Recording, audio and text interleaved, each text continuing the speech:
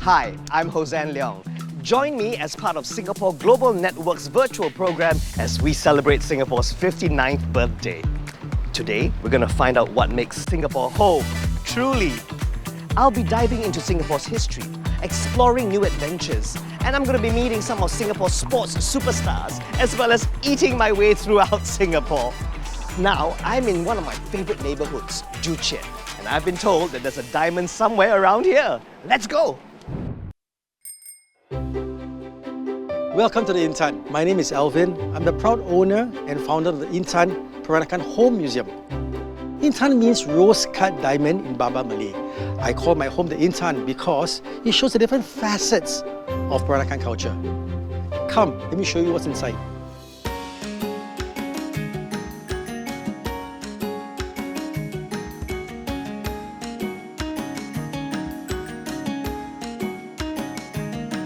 Hi, Alvin. Baba Hossan, welcome back to the Intan. How are you, sir? I'm very well, thank Yes, you. welcome, My come. goodness. You know, I've come here all the time, and after I see this, I get blown away. So tell us, what is this doing here? My friend, this is what we call an ancestral altar. Many Peranakans were Chinese, right? So ancestral worship was very important in part of our lifestyle. So this was very much part of a Peranakan home. I see. And over here, I'm looking at this big piece of furniture. What is it? This is what we call a sideboard or a dresser, very European in style. But look closely, the carvings on the top. You start to see Chinese elements, the peony flower, phoenixes, and what almost looked like a pair of American eagles flanking both sides of a European furniture. You know, this will never be able to fit into my HDB flat, you know, right? That's why it's here. Okay, thanks. So these are what we call mother of pearl chairs. Very important, especially in the front of the house. Why? Because looking at it, we know it's Chinese, very elaborate, very meticulous. But did you know that the family that used to own this pair of chairs was related to one of our ex-presidents? And he would come and sit on one of these chairs every Chinese New Year. This is the famous Singapore Airlines staircase where the Singapore Airline girl comes down this stairway. Now, on this stairway is beautiful containers, mangkuk tingkat or the tiffin carrier. And on the right are spittoons. And these were all made in Czechoslovakia and Poland. Peranakans were so wealthy, commissioning enamel wares from Eastern Europe, porcelain from China. They were the original Crazy Rich Asians.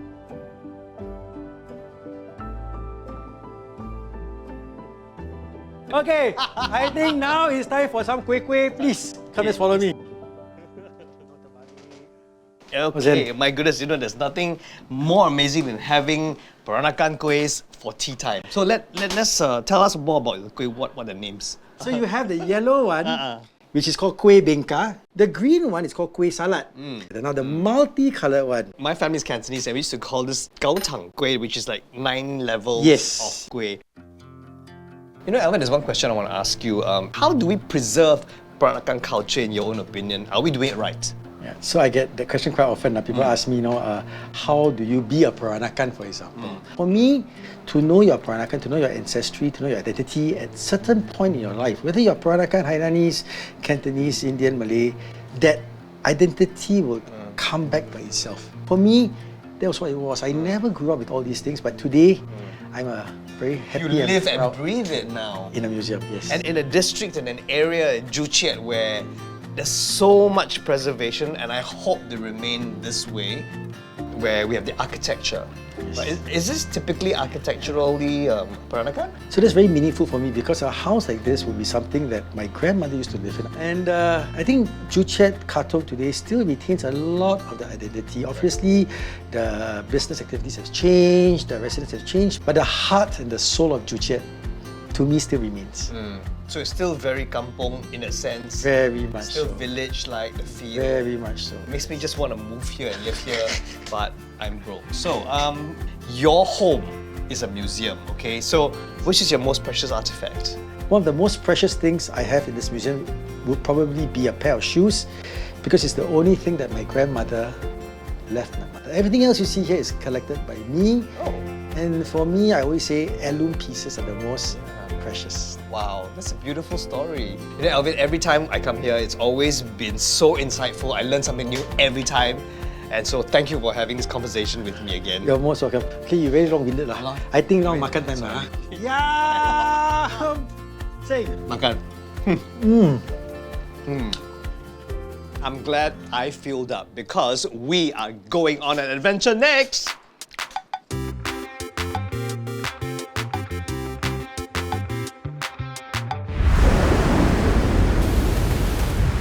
Did you know that some of the islands off the southern coast of Singapore used to be home to the people of the sea, otherwise known as the Orang Laut?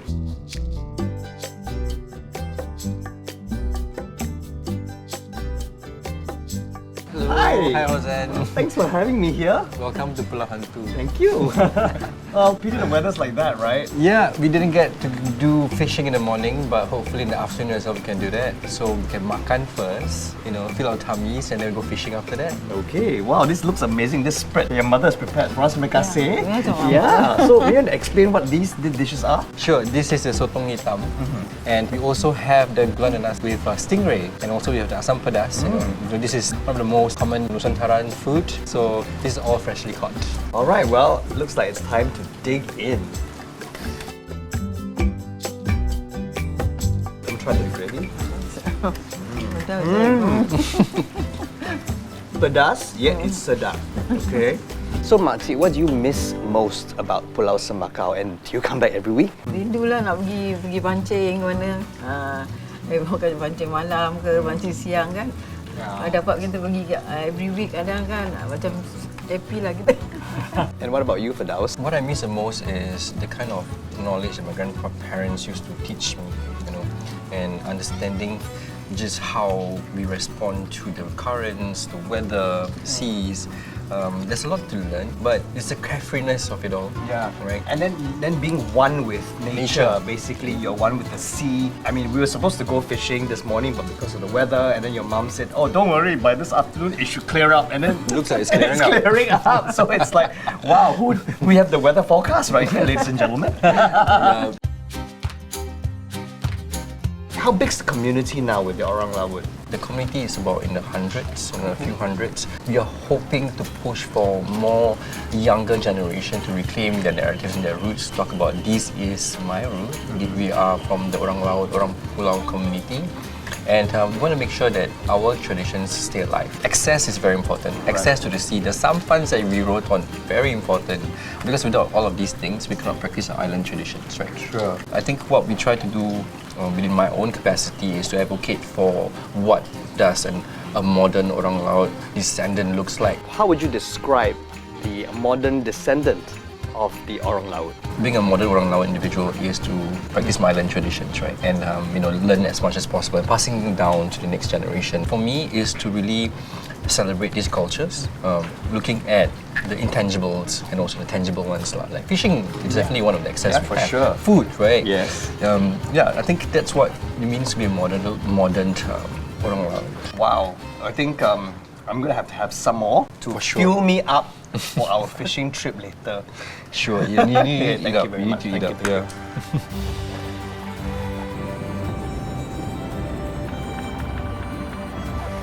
So, well, we've just finished lunch and now we're going to go and catch some fish for dinner.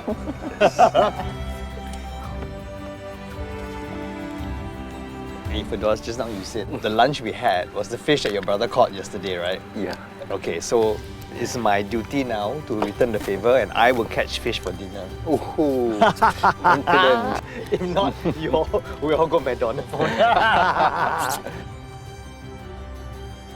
I caught a prawn, ha ha ha.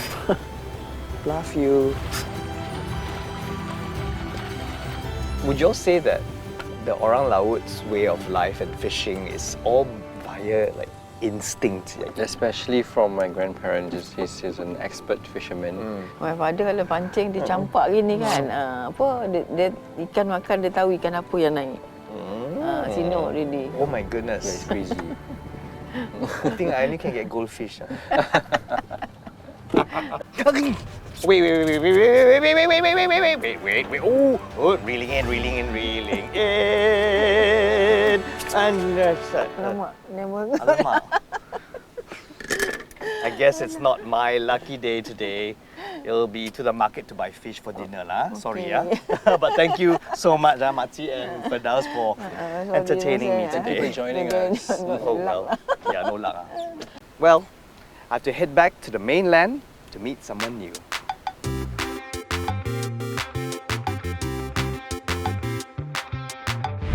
I'm about to meet someone really interesting. He's a new Singaporean and he lives in this neighborhood with his family. He's also going to teach me a little something about our local music culture. Let's go find him. Rupert! Rupert! Rupert!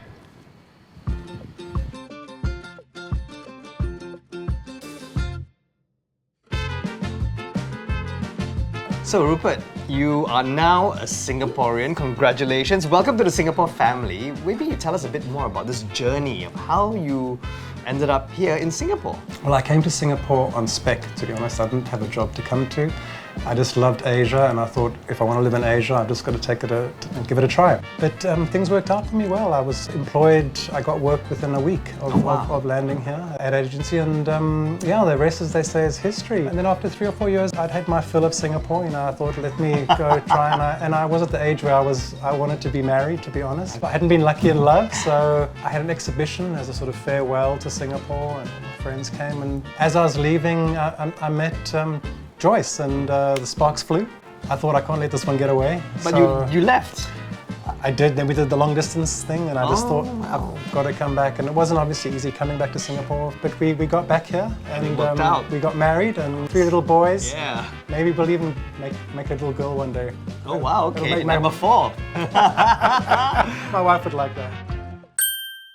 So Rupert, how do you make sense of it calling Singapore home? Well, I didn't think it would make much of a difference getting my citizenship, but it did. I remember walking to the shops and thinking, you know, I've actually been accepted. I'm part of the community, and it was a good feeling. And I think it has contributed to my sort of overall sense of happiness and sense of well-being, being officially being part of the community and being a Singaporean. And I do love the sense of community that you have in HDB, the kampong spirit, as they call it. Oh wow, that's great to hear.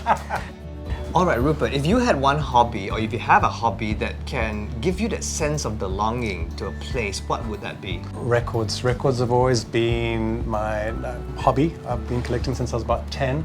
And wherever I've lived, I've always had a small collection. I've always explored the local music scene. So I always thought to myself, one day when all my records are together in one place, that'll be home. And funnily enough, that is Singapore, because I finally got all my records in one place upstairs. Would you like to see? Oh my god, I would love to see the records. Let's do it. Okay.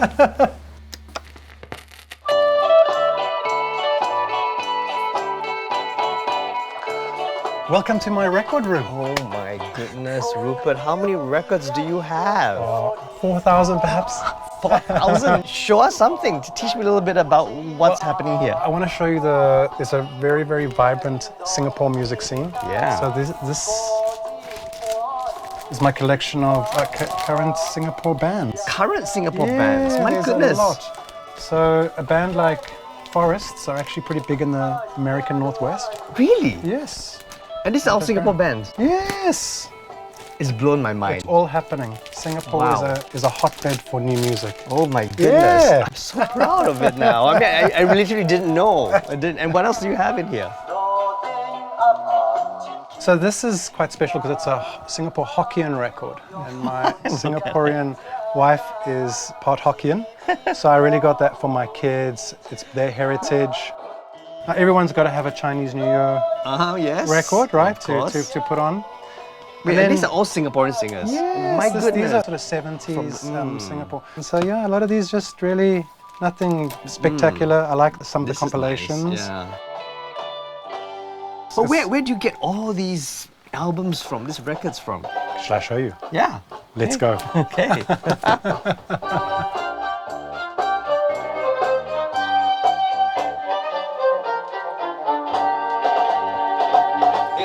Welcome to Red Point Record Warehouse. Wow. This is an incredible place. Hi. Hey, Mr. Ong. How you doing? My goodness. So you discovered this treasure trove. How did it happen? When I first came to Singapore, I did a bit of searching online, and I found this place. And of course, discovering this place was just incredible. I spent a lot of my weekends here, single guy on his own in a new country. And Mr. Ong, was a great friend of mine, and I loved it. Mr. Ong has brought some real special little Singapore mementos out for us. And this is in cassette form. These are uniquely Singapore items. Oh my goodness! I didn't realize that the FAS, the Football Association of Singapore, is an official soccer album. We are Singapore. Look at that. And oh, these are not vinyls, are they? They're vinyls. These are 7-inch singles. 7-inch singles. Yeah. Singing the SIA girl song, the Singapore girl song. You're a That's great pretty special. Yeah. Look, this is incredible, Rupert. I'm so glad I'm here, and I wanna go check out more stuff in this shop. Let's have a look. Okay.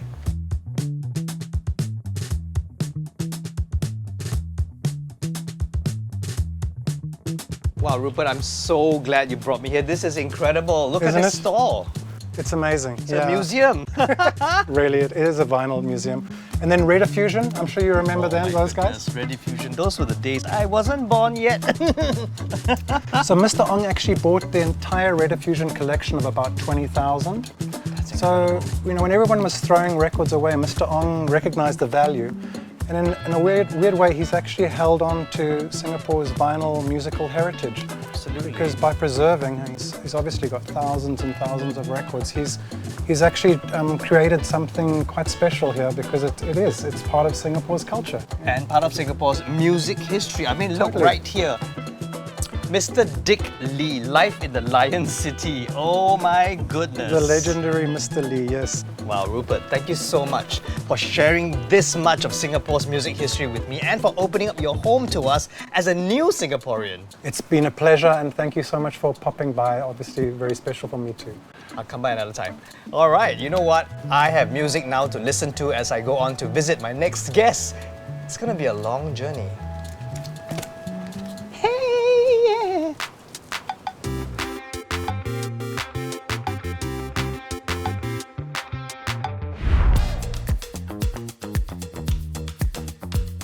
Sentosa's not just home to sandy beaches. It also has Singapore's only indoor go-kart circuit.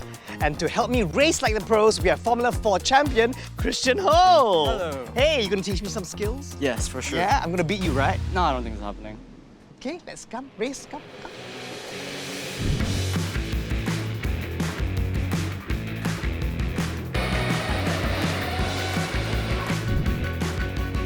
Christian, you are the F4 Vice Champion of Spain. So go-karting, racing, how did it all begin for you?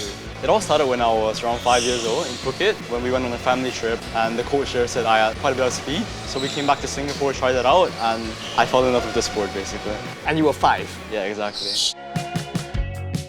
How is it like living abroad? Is it difficult for you?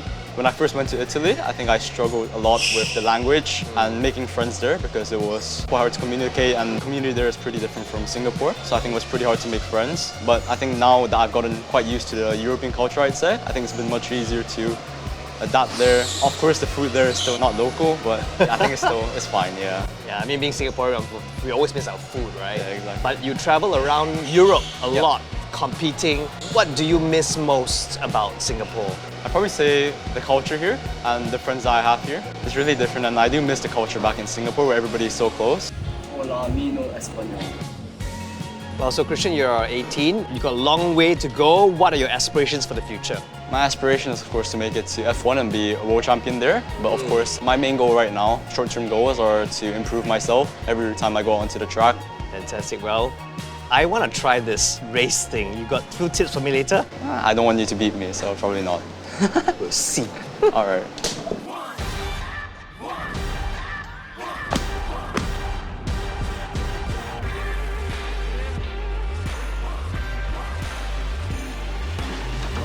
Aduh, sakit. 3, 2, 1.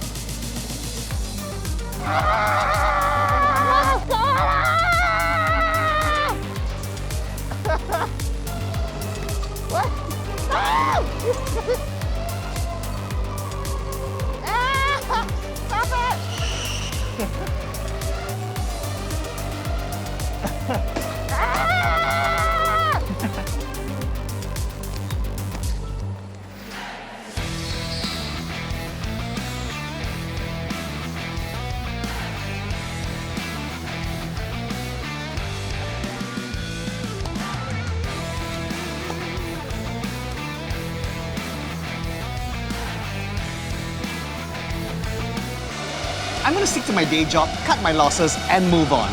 All the best, Christian. Thank you.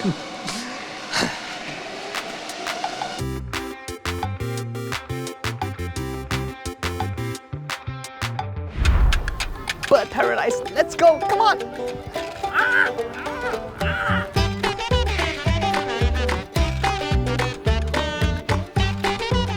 Same but different. The old Jurong Bird Park's now moved to Mandai with all our other wildlife attractions. You know, when I was a kid, I used to love running up to the old waterfall at Jurong Bird Park. But look, we've got one right here at the Bird Paradise.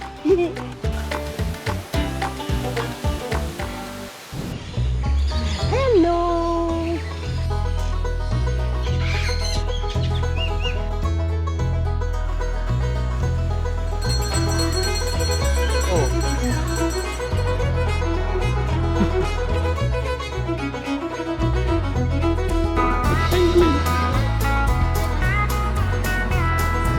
Hi, so I'm with Jia Hao here at the Bird Paradise. Tell us what you do here. I am the senior keeper here at Mandai Wildlife Group. So in Bird Paradise, we have about 3,500 individual specimens comprising over 400 species of birds. So behind us, very noisy macaws, I suppose. What species are they? These guys here are the hyacinth macaws. These are the largest species of macaws in the world. So do you know how to tell each macaws apart? Certain animals, when they're more charismatic, we actually can tell them individually apart because they may have different physical characteristics or even different personalities as well. Each individual animal has a tag and has a number, and we try to keep it, not so personal because we're actually doing a job here. We can't play favorites. So you're telling me about the macaws, they got different personalities. Maybe you can describe to us some of the personalities. Well, interestingly, right, animals from the same species actually can have different personalities. There can be introverted and extroverted animals. For example, the introverted animals would prefer us to actually feed them and leave. Whereas the extroverted animals actually do sometimes appreciate human attention. And even they may even pick favorites. Some of the birds may actually prefer certain keepers. Really? Yeah, and they don't like certain keepers. To your knowledge, how many species here are endangered? In Mandai Wildlife Group, it's about 24%. But of course, we have certain aviaries here. For example, the wing sanctuary. Almost every bird in there is actually conservation threatened. Conservation is very important for Mandai Wildlife Group. We do partake in breeding programs. We actually do have some species that actually belong to us from around the world, and we actually try to breed these species here and actually give them back to their native countries in order to actually help the populations at their native countries to remain stable. We also like to be the bastion of conservation, when people come here, be inspired by these animals and be inspired to actually partake in conservation. You know what? You were telling me that very soon it's going to be macaw feeding time. Yep. Speaking of feeding time, I think it's time to feed me. Where should we go and have some lunch?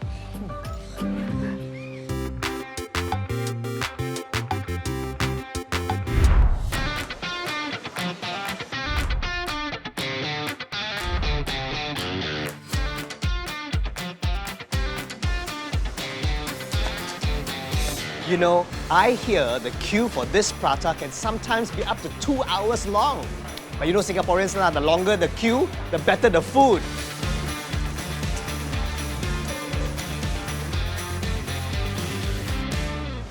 Hi. Hi, Mona. Hey, thank you. Wow, this looks amazing. Hey, why don't you sit down and join me? Come. Maybe tell us a little bit about the family legacy, being a family-run business. I think my initial struggle was because my dad set such a high expectation. It was initially hard to achieve it. And unfortunately, I only took over after he passed on. So I didn't really have much of the knowledge. So initially, I was still winging it and figuring out what was closest to him. Then thanks to the regular customers who kept giving their feedbacks and comments, and they kept motivating me. Then yeah, so now I can make almost as good as him. That's wonderful to hear. I mean, it tastes amazing. And also the thing I want to ask you is, what brings you the most joy working here? So I enjoy being in the kitchen, and it's nice to see that everyone eating your prata and no one is throwing anything away. That keeps me going.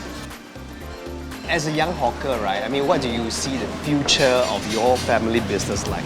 This is something that will continue because it's for the memory of my dad and even my mom. So yeah, I will continue to be in the kitchen to do my best and keep up to my dad's standard.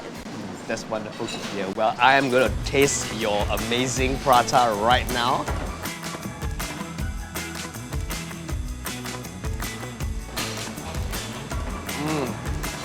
You know, it's so wonderful to see the flavors so closely associated with home being passed down through the generations.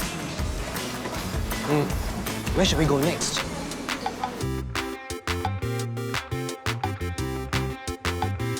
You can't miss a trip to the hawker centre if you're talking about Singaporean food. But what sets this particular centre apart is a young hawker who proves that great taste doesn't have to come with a hefty price tag.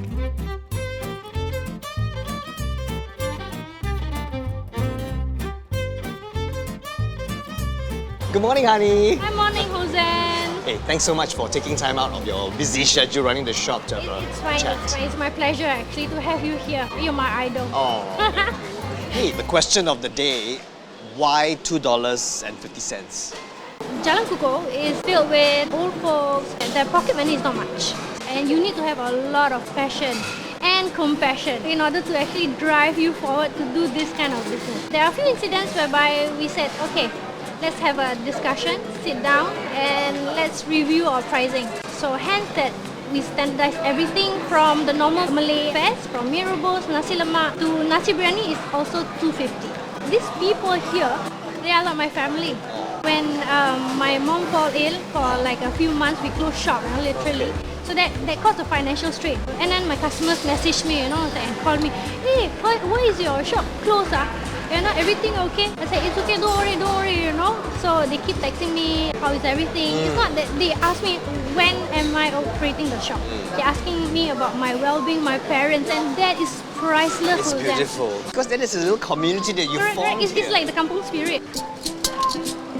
So honey, how did you come to work here together with your parents? To be honest, because they are getting old, their mobility is slowed down. So I decided to just assist them at the shop. Not having the intention to actually being pulled towards this place, but it is my home now. Okay, and it's okay working with them? Oh yeah, it's a blast. At least I can keep an eye on them. Yeah. I don't have to worry so much when I'm somewhere else. So how is it like, Makcik, working together with Hani? Very shocked. Shock, Very shocked. Explain why shock until like that. Shocked because inside your heart, full of love when you cook. Yes. So the food when you prepare, very nice. So the love goes into the food. Blend very nicely one. All right, I'm very excited, okay? All right. What is the most popular dish here at the $2.50 shop that I can try? Okay, definitely I ask you to try everything. Because everything there in my menu is the traditional one. The most popular dish in this shop, you can try now, the biryani. Oh, nasi biryani. Come, jom, we go guys. Okay, jom. Mari. Right. Thank you. Wow, this looks delicious. Let's have some curry on my biryani.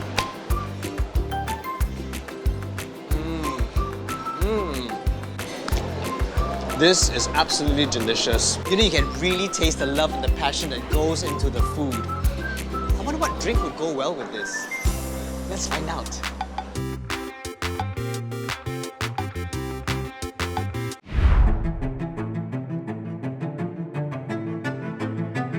Here I am in this cozy, exclusive space called Laut, where they are serving reimagined modern Singaporean drinks and cuisine made with locally sourced ingredients.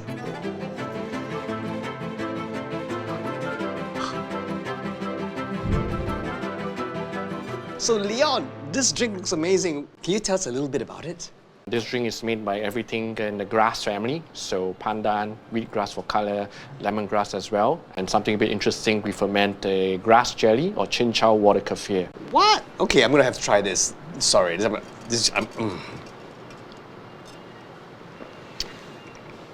Wow, it's a really, really refreshing drink. Perfect for a hot Singaporean evening. Can you tell us a little bit about the space? How did you come up with the concept? I've been in the industry for quite a few years now, and I like to basically showcase local craftsmen and talent. So Laut basically means sea in Bahasa Malay, so the idea is also focusing on sourcing from Southeast Asia, just a little play on the word SEA.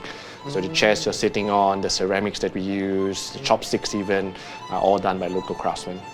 All the ingredients here in the drinks and the food, are they locally sourced and is it difficult to get them? The good thing is no. I think nowadays, it's post-COVID, a lot of people are now starting to look inwards. And I think a lot of the younger generation are starting to look into their history and heritage as well. So there's a lot more farmers and craftsmen starting to pop up.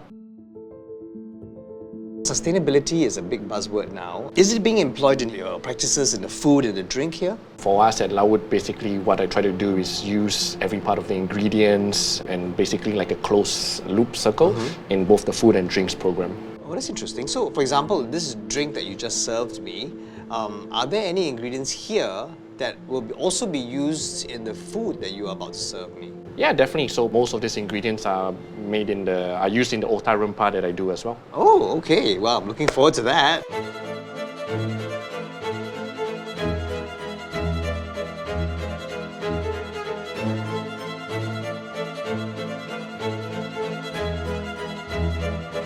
Wow, Leon, this all looks amazing. Maybe you can take me through what's in front of me. So this is one of our vegetarian-friendly dish. It's basically corn on corn. So chard Thai baby corn, corn aioli, and curry cornflakes. Oh, very corny. Exactly. So this will be the otah toasty of sorts. So house otah rempah, mackerel blend, bit of anchovies, sweet pickled onions. That's it. Simple. This drink looks amazing. What is it?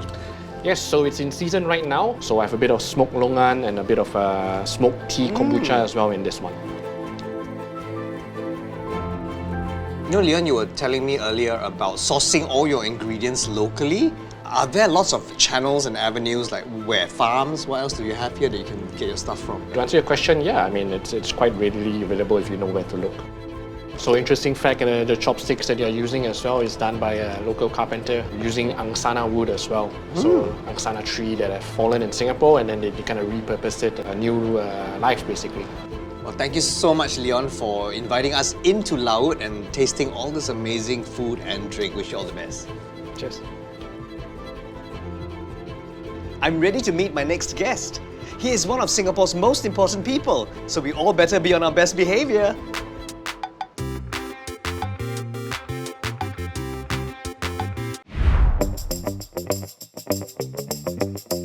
Now we're at One Punggol Hawker Centre and we've got our special guests with us. We've got President Tharman and Mrs. Tharman, along with Ziying, who is a Singaporean returned from overseas, and we're here to try one of my favourite comfort foods, porridge.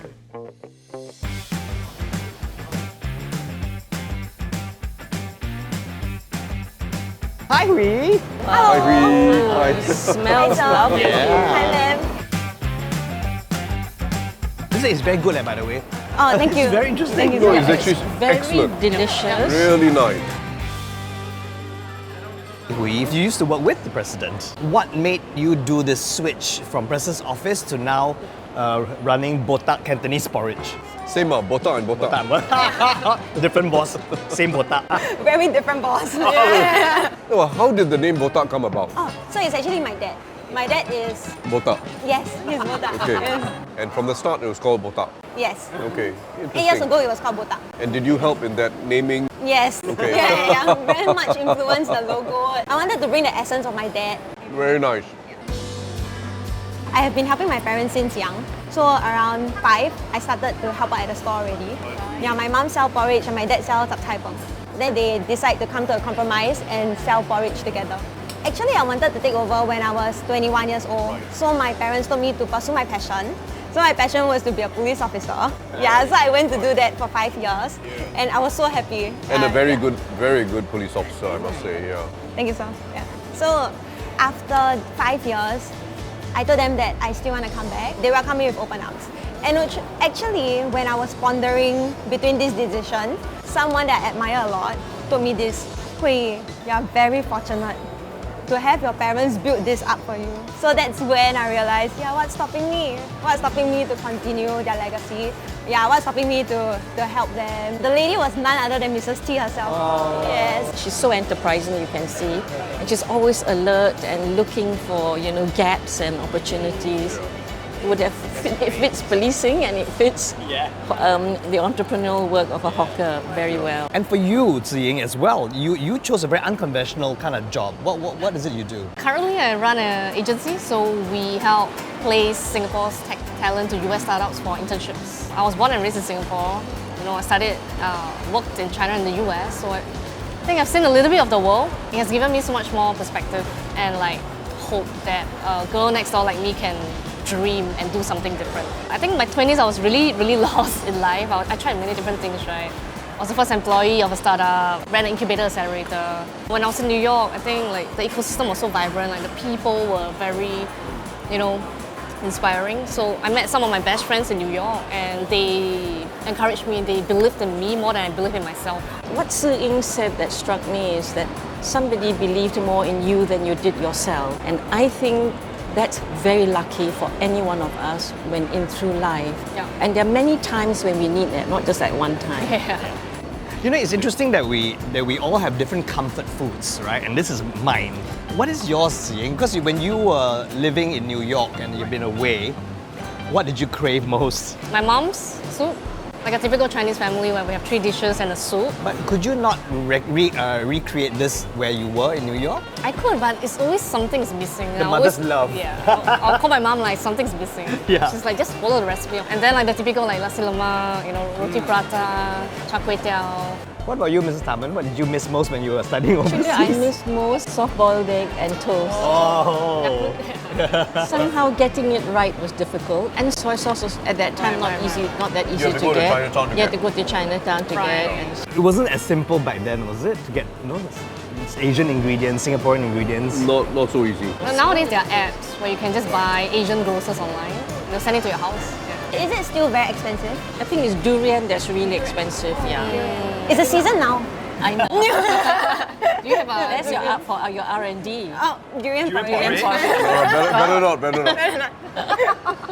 Hui, I want to ask you, so as a young hawker, right, do you have a community of hawkers supporting you? A physical community, you think that could happen? I would say that because we interact with so many people every single day, what touched my heart when I helped my parents last time, when I did not choose to be a hawker yet, is that people-to-people relationship. There's this uncle, he would come to the hawker center and we would take turns to give him our food. Oh, yeah, that's for him, nice. yeah, because he can't afford. So the hawker stores will be very willing to give him a free meal so he can choose. Like today I want to eat porridge, tomorrow I want to eat nasi lemak. Yeah. That's so beautiful So, to hear. yeah, so everybody is very willing to help.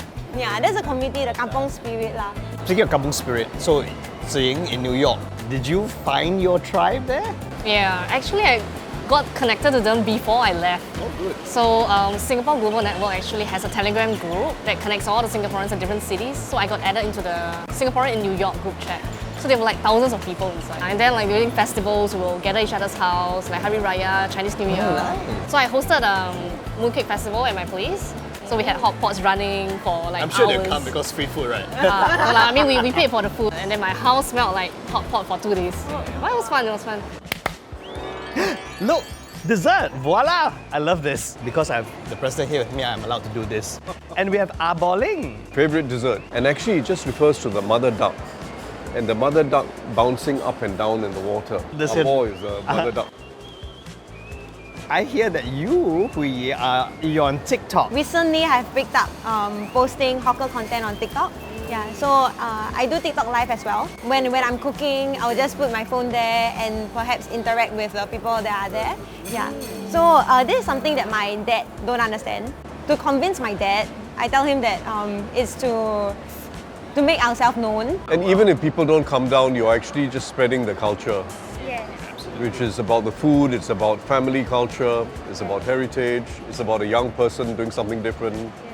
On that note, thank you so much everyone for spending this time with us, sharing your knowledge. Well, you know what? We've been talking all day and it's got me hungry again.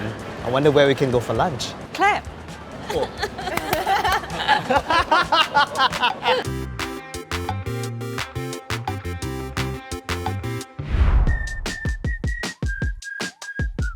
Well, it's time for lunch. And once again, I'm so honored to have my guests with me, President Tarman, Mrs. Tarman, and together with us for lunch, we have Hossan Sani and his wife, Aida. Perhaps let's start off with Hossan. You are a pro footballer. Tell us what goes on in one day in the life of a pro footballer. So for me, if we train at, like say 9 a.m., I have to get up at 5:30. Then after training, about 11:30, almost 12, eat my lunch, rest, and sometimes I do visit my store, spend time with my family, my kids, and I get to see my wife only at night. And then full on day. Yeah, 9:30 in bed, 10 p.m. So prepare the next morning. How early did you get very serious about football? Probably 6. Oh, very young. Yeah, very young. So, but I didn't start off with Not as a goalkeeper. Yes. Right. So because of my childhood asthma, so I need to change to goalkeeper. I see. That's interesting.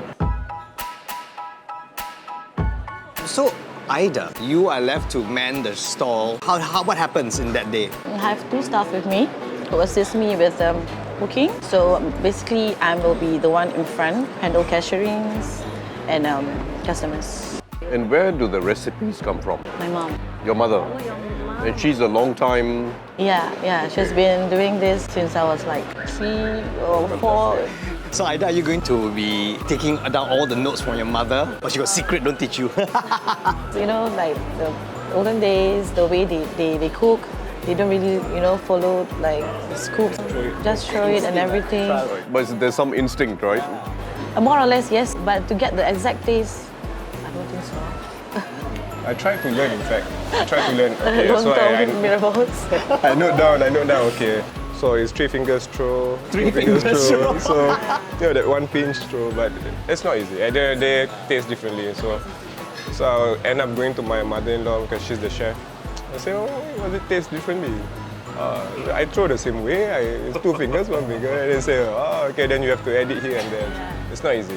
Must include the mother's love in the cooking. The touch, I think it's the touch. The touch. Hossan, why did you decide to have a food stall on top of the fact that you are also playing professional soccer? I think it's a family interest. So my uncles and aunties, they do have their own shops. So when I was young, just hang around the shop and just monitor what they're doing. And so it's a typical childhood wish that one day I want to have my own shop. President, Mr. Tam, when you were, or maybe even now, do you all do sports at all? Well, when I was young, I was a pure sports person. Wow, what did you play? I played competitively in hockey, football, athletics, cricket, and then I also played sepak takraw, volleyball, and rugby. But that was only within the school, inter-house. But playing for school, playing for combined schools, I was involved in 4 sports full-time. Mrs. Nama, did you play anything? So we're 2 halves of a whole. He's the sporting half and I'm the totally not sporting half. Okay. But I watch everything and I watch football with the kids obsessively. And until today, I barely understand the offside rules. So when it's watching the football, I'm not allowed to open my mouth because I comment all wrongly. Maybe Aida, I want to ask you, what about you? Do you get football at all? To be honest, I'm actually like Mr. Staman. I have to also zip up my mouth when I watch football. Then he will explain and he will okay, it's okay, you just watch. So, going back to when Hossan suddenly shot to fame, it was quite a phenomenon, right? And President also said it on your socials that the money that they gave you donated it, right? So, why? I think we discussed about this, me and my wife. It's definitely not my money. I think the least I can do is to donate them to those who need it more. Basically, when Hossan plays, he's just playing for Singapore. Yeah. All the players are just playing for Singapore. Right. So we were just doing our job, and it's not something to be carried away. But what are your hopes and aspirations, perhaps, for the sports in general in Singapore? It's all about people developing some special skill and talent, and that's actually what we're proud about. You have a special talent. Our other sports person has special talent, our hawkers have special talents, and people can be developed in it. I mean, you run Tasik Academy for youth at risk. They're all developing their talents. Many people don't realize the talents they have until they get an opportunity. And sometimes the opportunity is just by chance, be it in sports or music or anything else. I met the other day with Wong Kar-chun, our Singapore composer. Started in primary school when his maths teacher happened to be in charge of the school band. So he signed up and he was given a cornet, which is a small trumpet, right? And that's how he started. He had no idea he had any talent, right? But he just started like that. So likewise, some of the kids we work with, very disadvantaged backgrounds, they have no idea what talent they have until they're provided that opportunity, proper coaching, proper training, and then suddenly some of them come up. So opportunities are everything, and Singapore has to be a place where the opportunities are there for everyone. It doesn't matter what your background is. We get pride when people develop their talents and are able to move up. I get pride from eating the food though. Yeah, absolutely. Well, you know, I've had the chance to try all these amazing food made by our local hawker heroes. I think it's time for me to try making my own, in my own opinion, Singapore's quintessential dish. Okay.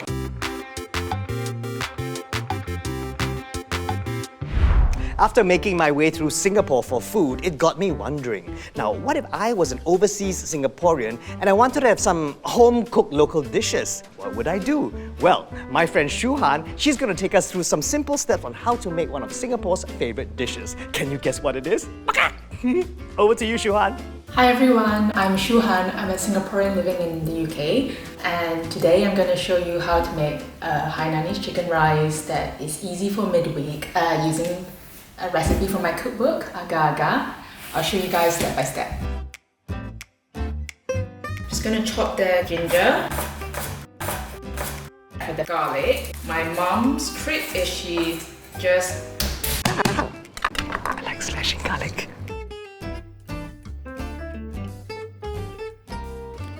It's like art and craft, except we can cook it. Just trim a bit of the fat. And you want to save the fat. That's what makes the dish quite special. My mom calls this cleaning the chicken, a bit of exfoliation. Okay, there we go. Cool, that's it. Then we just want to tip half of these in. There we go, half the garlic, half the spring onions, and the ginger.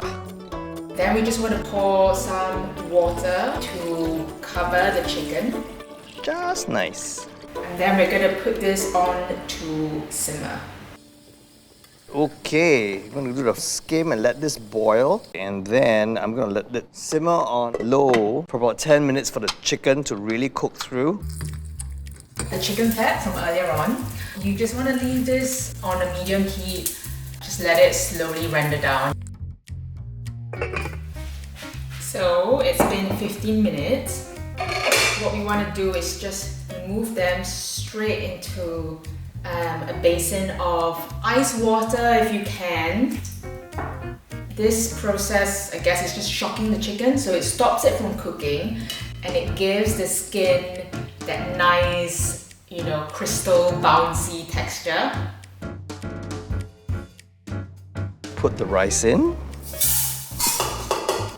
The ginger, garlic, spring onions, and the pandan, and a little bit more salt.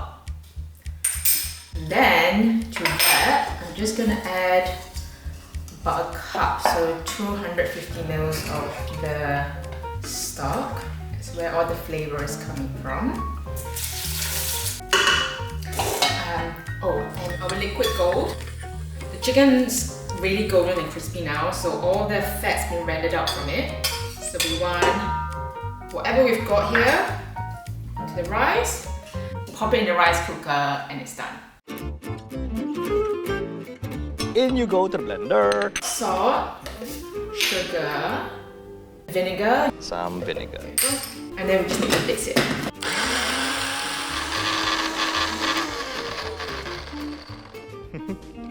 Oh, look at that consistency, man. Wow.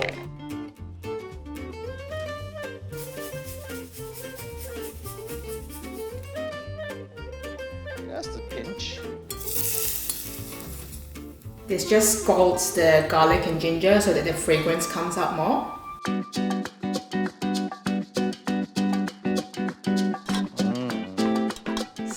delicious, if I say so myself.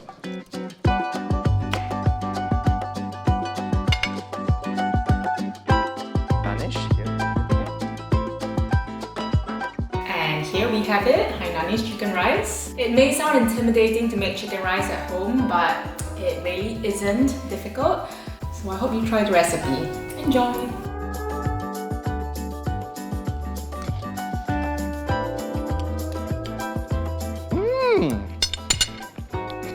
It's actually not bad. I'm quite proud of myself. Okay. See how easy it is to make one of Singapore's favorite comfort foods? Okay, I'm very full already. I think it's time for some sports. Shall we play? Game begin.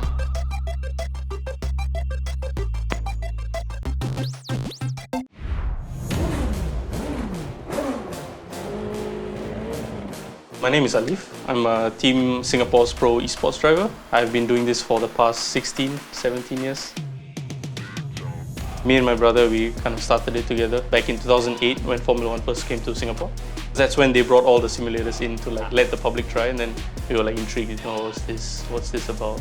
It was just having fun, learning how to drive, learning how to race, and just pursuing a dream. What drew you to the simulator? It's just the competitive side of things. Because there was a big leaderboard going on. You want to see your name on the board, right? Yes, exactly. So that's my primary determination. So this is my rig. It's very similar to a real car, I would say. Only that my buttons actually light up. Lewis Hamilton mainly is my inspiration. I got to meet Lewis in 2009. And you've got one of Lewis's keepsake. What happened? The interesting story for that was I actually won it by beating his lap time. The prize was basically his signed race gloves. It's a very cool thing to have, I would say. Is that why you have a nickname? Okay, so the trend in Facebook, I don't know if you're aware, in Facebook you have your first name and you would have a fantasy last name. And I was like, you know what, Alif Hamilton sounds cool. So I just stuck with it ever since. Whoa, where did Alif Hamilton come from? He just barged his way through. In first place, it is of course the one and only Alif Hamilton. To be able to represent this great nation, a huge honor, very immense pride. First of all, to be trusted enough to be given this role in Team Singapore and to be able to train the next generation of sim racers in Singapore. In terms of training, it's just detail-oriented. I'm also doing that training for myself in Ball State because I'm the head coach over there. So I have to train my drivers over there. So that's kind of helping me to pick up valuable skills to be able to pass on to the country's drivers. My brother's one of them, but we have other drivers in the lineup, and I'm very sure we have very exciting prospects coming up in the future to be able to represent Singapore. Okay, let's try TC0. The track a bit colder, can use that. This is my brother, Tasmi. So what's it like being trained by your brother? Sometimes annoying because he is sometimes quicker, but at the same time I do learn off what is essentially Asia's best. Whether one of us wins, it's always a win for us. But maybe you can tell us silently, who's the better driver? For me, I'll say me, but 70% of the time it's him, then 30% of the time I know that I always have my say and go a bit quicker. Who is your inspiration? Because your brother's very obviously Hamilton. Yeah, mine is also Lewis Hamilton, but then a close second would also be my brother. Yeah. You never say this. I don't say this, but yeah. Wherever he goes, I know that that's also a path for me, and he's also leading a really good path for my future. So I do have to learn from him and push myself to go in his direction too. That's wonderful. What are your hopes and aspirations for yourself and for the whole racing esports culture in Singapore? So for myself is hopefully one day to be able to race in the real thing, to win a world championship. I tried in the Olympics. Couldn't do it yet, but hopefully in the future I would be able to. I would love to see a bunch of talent who's capable of winning consistently in world championships, but at the same time to be able to carry our flag really well and really highly. It's very important to be a good role model, even as the other drivers, to show that we are a very dignified country. Well, thank you for flying the flag high for us. Of course, yeah. Game begin.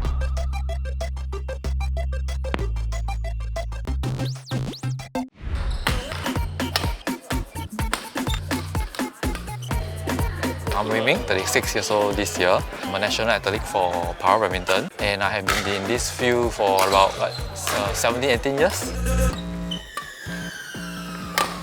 So Wei Ming, tell us, how did you come to choose badminton as a sport? When I was young, together with my parents, we have this weekend routine whereby we will engage in different kind of sports. And then I kind of developed a larger interest in badminton because I like the adrenaline rush and then the mental challenges in the court.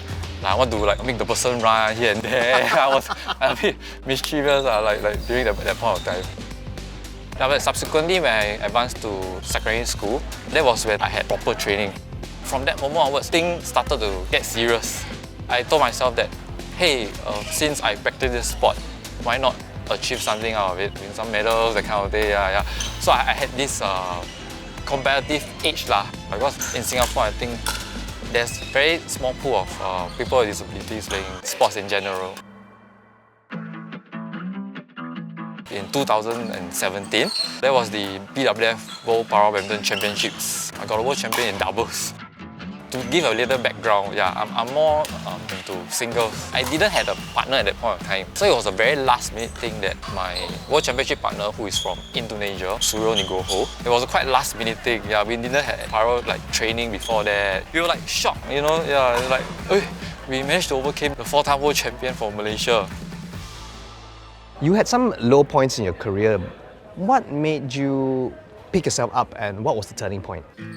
So in year 2020, I was being dropped out from the Sports Excellence Scholarship. That was one of the toughest period for my career. Mainly the reason why I was being dropped out of the program is because partly also due to age. I think I was 30 plus at that point of time. Countries around the world, when they heard that, hey, badminton is included in the Paralympics, so everybody start sourcing for young talent, that kind of thing. I went to very deep thought. I asked myself, would I want to continue playing badminton? Would I still love the sport as much? So I thought that, no, I think I still love badminton. I still want to play. I want to compete. I love the atmosphere. Very fortunately, Victor and Yuhen, who are my current coaches, we were teammates in Nanyang Poly badminton team. They know that I still love badminton, so I eventually proceed. Both of them became my coaches. To be honest, if you ask me when I started coaching, I never imagined that I would have a chance to be doing such a meaningful thing. I've seen for very long. I've seen how he endured through his training. His perseverance in life is also very not easy. A lot of things that people will think that we need two hands to do. He always believed that it's okay, even if I got one hand, I will use that one hand to do. Time to time, he will kind of prove us wrong. So I think that is something very inspiring for me, and I hope it also inspires other people also.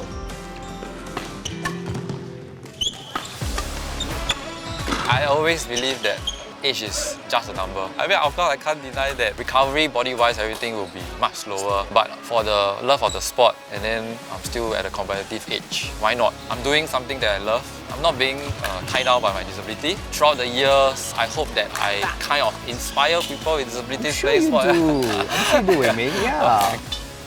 So moving forward, I will still continue to compete.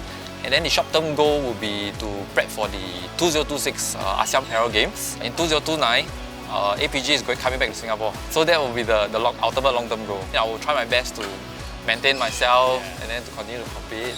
Well, we want to thank you for flying the Singapore flag high and doing Singapore proud, and we wish you all the best. Thank you, my honor.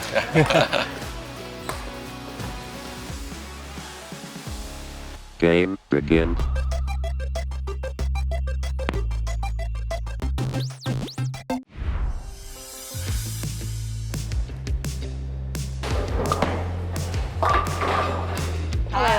I'm Daphne. And I'm Sherry. We are sisters and we are in the national bowling team.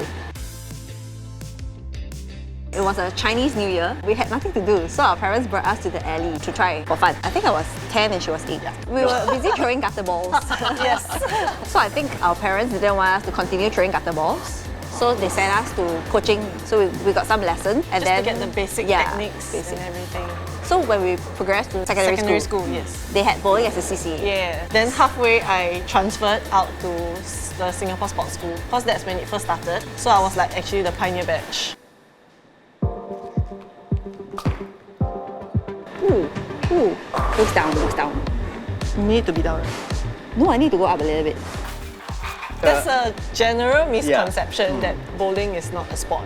Oh, Yeah, because okay. it feels like very recreational. But Right. that's the past, right? Yes. Bowling has evolved now, so it's a lot more competitive, it's more professional. We have strength and conditioning sessions. There's in the- stamina involved in bowling as well. We can be bowling like the entire day. From 9 a.m. to 10 p.m.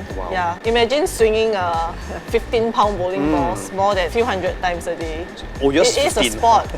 Yes. Mine was 10. Our first competition together, like we said, was 2007, right? Mine's 5. That's fine. Together. Together was. So that's 17 years, right? The And number then- of times we have partnered together for doubles is it's 5. Because there's strategy involved, you can see whether the pattern is high scoring or low scoring, how the person plays. Then the coaches will decide on who to pair together. Yeah, because sometimes as right-handers, you have the benefit because you can read off the lanes. Yeah. But I'm on the left side, so it's completely different from them. Yeah. You stay together, you train together, you see each other every day. What's it like competing and training together? Very comfortable. Oh, okay. Yes. Because we know each other very well.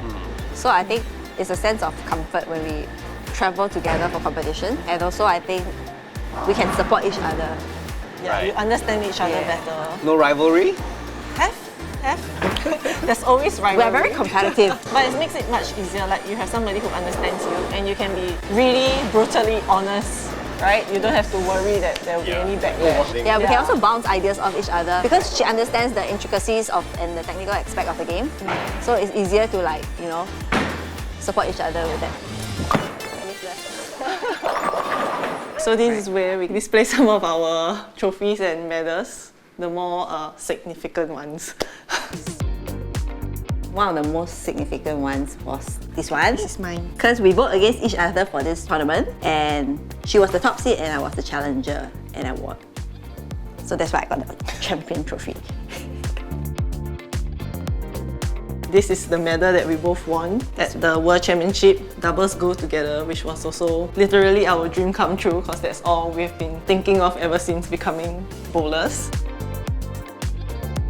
This is another special fond memory that we have where Singapore held the SEA Games in 2015 and then this is my singles gold medal. It was great to have the home crowd behind us. They were cheering really, really loudly and we really appreciate the support back then.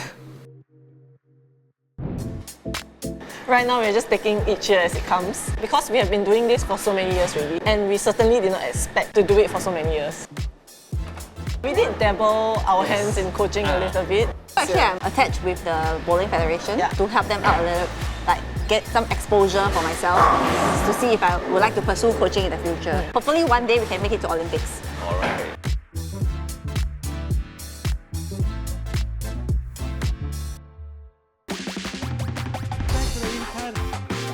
From our treasured past to the future, I hope you've enjoyed the stories that we've heard and the places that we've been to. Let's celebrate National Day by sharing the things that inspire us to call this little red dot home. After all, it's our shared memories and our melting pot of culture and history that makes us truly Singaporean. Oh, and of course the food. I hope you've enjoyed the journey with me and the Singapore Global Network. Now stay tuned because more Singapore content will be here on the microsite until the end of August. Happy National Day.